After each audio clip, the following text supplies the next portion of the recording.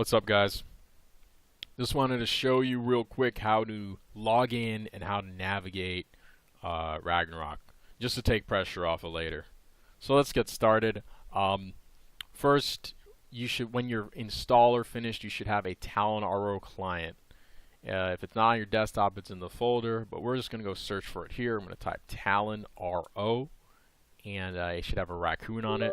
Click OK, and we're going to log in here. You should see this screen pop up. Just have a sexy Catholic priest on there. Before I hit start game, I'm going to go to settings. Just verify everything's okay. The resolution's the way you want it to be. I have this bottom setting, DirectX 3D and Hall selected here. It works fine for me. I don't play in full screen. You can click apply, change things the way you like it. Alright, so let's go ahead and pop in. Start game. If this screen pops up, that means your game's working. Congratulations. Let's click enter, and now we're going to log in. I'm going to give you an account based on the class you wanted to play, and then we'll pop in. So that we logged in, it's going to show the server again and the amount of players, and then you're going to see the tune. If you don't see the tune, don't sweat it. Just go click the arrows on the side here until the tune pops up. We're going to select our tune. We're going to log in. Alright, now we're in the game here, and you should see something similar to this. The first thing I like to do is adjust on the top right. You should see a mini map. It'll probably be zoomed in all the way. You can adjust it by zooming it out or zooming it in. I prefer it zoomed out because you can see the entire map, and it helps really when you're in dungeons and things like that, because your party members will also be shown on your map with dots. The next thing I want to do is come over here. There is a screen here, has a basic information. I want to pull it down. It shows the character's name, the character's class.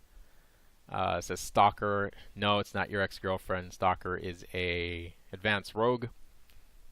This is HP, SP, which is basically mana.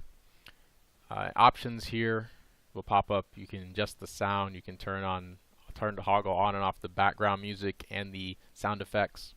That's the only important option, really. And items here, there's items, there's equipment, and etc. It's not a big deal. We'll go over this in a second, but it's not that important. Now we're going to pull up this by pressing F12 to pull up our skill in our shortcut menu. The skills, well, this character in particular doesn't really rely on her skills very much, other than a couple. But most characters will have skills in the F keys or in the Q, W, E, R, similar to most games like this.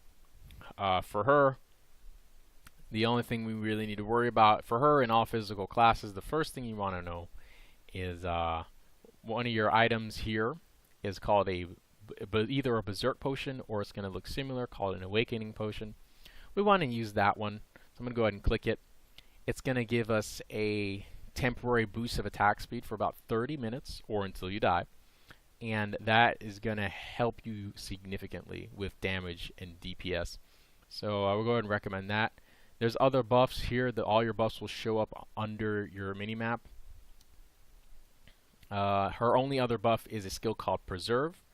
This class, the rogues, they can copy a skill from another class, or steal it, quote unquote, and use it. And by preserving, you disable the copy feature, so that once you get a skill you like, you can keep it. And as long as I use preserve, I can keep resetting how long the timer to preserve that skill. So we're going to go ahead and now that we've gotten the basic functionality out of the way, just one more thing with the items. Of course, some of these things here is for healing. The grape juice will restore your SP or mana, and that's pretty much it. But luckily we'll have me as a priest, so you won't really need to worry too much about restoration unless you're in dire emergency. That's why I have that stuff there. So let's pop into a dungeon real quick and just take a look of how the game works in terms of combat. So first of all, I just want to say I'm moving around I'm turning the screen by clicking my right click and hold. I can turn the screen. I can zoom in and out with my scrolly with my scrolly thing, and if I click shift and hold my right click, I can move the screen up and down. Basically, all you need to know is how to zoom in and out and how to move with your left click. Left clicking is also how you auto attack. So we're going to go ahead and find a guy to kill. It's a pretty crowded place. Alright, so now just like I move, I can click and select the monster I want to attack. If I click and hold, I will just auto attack the monster. This class in particular has a lot of auto attacks a lot of things happen associated to her auto attacks. She has a double and a triple attack, which means she can damage a monster up to 5 times in a row with one strike, which is pretty cool. Her more active skills, we're going to press F1. She can hide, which allows her to be temporarily invisible. Some monsters can still detect her and hide, so you need to be careful. She also has a backslide, which can help her get out of dangerous situations, especially if you're about to die and you're in the front line. You can pull back. She has skills like a backstab, where similar to Skyrim, if you sneak up behind somebody and hide, you can pop out by pressing Q. You can backstab them. You can also use it with the bow, which I'm going to show you guys in a second. So we're going to switch to the bow.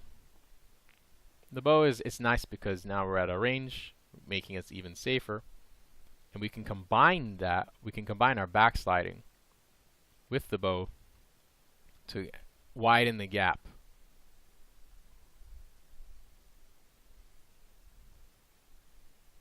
That's pretty cool. This is really the only class that particularly switches between a bow and dagger. The other classes are probably going to be sticking to the weapon the entire time. So, you know, anyways, that was pretty much what I wanted to show you. You know, you're going to get the hang of it, especially as we start rolling through the dungeons and the difficulty gradually increases. It's not a serious game. It's pretty straightforward. I think it's going to be rather entertaining and very fun. I'm looking forward to hanging out with you guys soon. Alright, well, until then, take care.